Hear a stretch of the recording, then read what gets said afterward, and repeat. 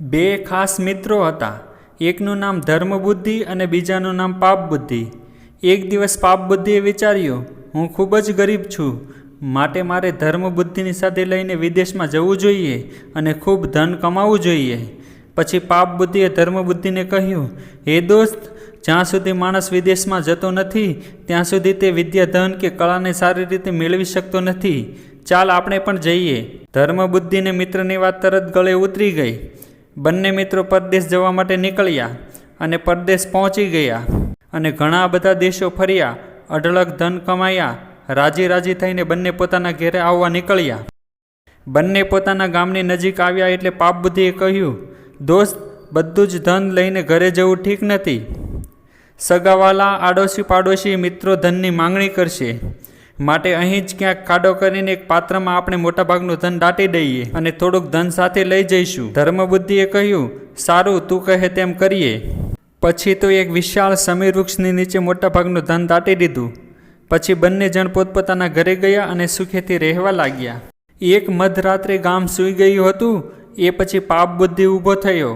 ધન દાટેલું હતું તે જગ્યાએ આવ્યો. વૃક્ષ નીચેનું બધું જ ધન લઈ લીધું, ખાડો પૂરી દીધો અને પોતાના ઘેર પાછો આવી ગયો અને ઘડો સંતાડી દીધો. પાપબુદ્ધિ બીજા દિવસે ધર્મબુદ્ધિ પાસે ગયો અને કહેવા લાગ્યો, હે મિત્ર, આપણે થોડુંક જ ધન ઘરે લાવેલા અને ધન ખલ્લાસ થવા આવ્યું છે, તો ચાલ આપણે દાટેલા ધનમાંથી વળી થોડુંક ધન લઈ આવીએ. ધર્મબુદ્ધિએ કહ્યું, ભલે ચાલ. બંને દોસ્તો સમી વૃક્ષ નીચે ગયા. ખાડો ખોદ્યો અને જોયું તો ખાડામાં ધન ભરેલું પાત્ર જ નહીં.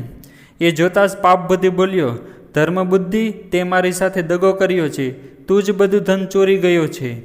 ધર્મબુદ્ધિએ કહ્યું, બીજાનું ધન મારા માટે માટીના ઢેફા જેવું છે, હું મરી જાઉં તોય ચોરી ન કરું. છતાં પાપબુદ્ધિ તો એને ગળે જ પડ્યો, તું જૂઠ્ઠો છે અને તું જ ચોર છે, તું જ બધું ધન લઈ ગયો છે. અહીં ધન દાટેલું છે એ વાતની મારા સિવાય માત્ર તને જ ખબર હતી. આમ વિવાદ કરતાં કરતાં બંનેઓ રાજા પાસે પહોંચ્યા. તેમણે આ બાબતની ફરિયાદ કરી અને ન્યાયની માંગણી કરી. પાપબુદ્ધિ બોલ્યો, વૃક્ષ દેવતા સાક્ષી છે, જે સમી વૃક્ષ નીચે ધન દાટેલું એ વૃક્ષને પૂછતા વૃક્ષ સાચો જવાબ આપશે કે અમારા બેમાંથી ચોર કોણ છે. રાજાએ થોડો વિચાર કર્યા પછી કહ્યું, કાલે સવારે તમારે બંનેએ અમારી સાથે સમી વૃક્ષ પાસે આવવું.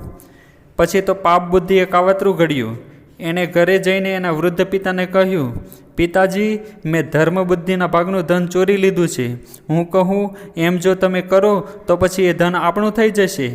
એના પિતાજીએ કહ્યું, બોલ, મારે શું કરવાનું છે? પાપબુદ્ધિએ સમજાવ્યું, સમી વૃક્ષના થડમાં મોટું કોતર છે, એમાં તમારે છુપાઈ જવાનું. સવારે હું પૂછું ત્યારે તમારે અવાજ બદલીને કહેવાનું કે ધર્મબુદ્ધિ ચોર છે. સવાર પડી. સમી વૃક્ષ પાસે પાપબુદ્ધિ, ધર્મબુદ્ધિ, રાજાઓ, મંત્રીઓ તથા ગામના લોકો સાથે ભેગા થયા.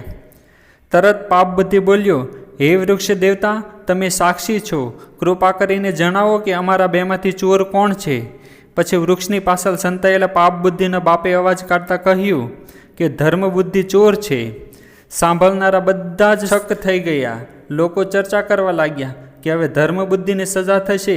આ દરમિયાન રાજાએ સમી વૃક્ષના થડ પાસે સૂકા પાંદડા, લાકડા વગેરે ફટાફટ ગોઠવવાનું કહ્યું અને પછી એને આગ ચાપવાનો હુકમ કર્યો. આગ લગાવતા જ પાપબુદ્ધિનો બાપ મૂંઝાયો. આગના ધુમાડો થડના કોતરમાં જવા લાગ્યો.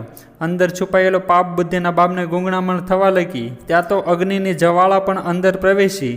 ડોસાનો ચહેરો દાઝ્યો. તરત જ એ ચીસો પાડતો કોતરમાંથી બહાર નીકળ્યો. રાજાના સૈનિકો અને મંત્રીઓ ખૂબ જ હસી પડ્યા. વૃક્ષ દેવતાને બધા ઓળખી ગયા. છેવટે પાપનો ગળો ફૂટી ગયો. રાજાએ બધું જ ધન ધર્મબુદ્ધિને અપાવ્યું અને પાપ બુદ્ધિને કેદની સજા ફટકારી. જોયું ને મિત્રો, પાપબુદ્ધિએ તેમના મિત્ર ધર્મબુદ્ધિ ઉપર ચોરીનો ખોટો આરોપ મૂક્યો, પણ ખોટું તે હંમેશા ખોટું જ રહેવાનું. ખોટાનું પરિણામ તેને કેદની સજા રૂપે મળ્યું. ધર્મબુદ્ધિ સાચો હતો, તેના પરિણામ રૂપે એને ખૂબ ધન મળ્યું. આપણે ક્યારેય પણ કોઈ સાથે દગો ન કરવો જોઈએ.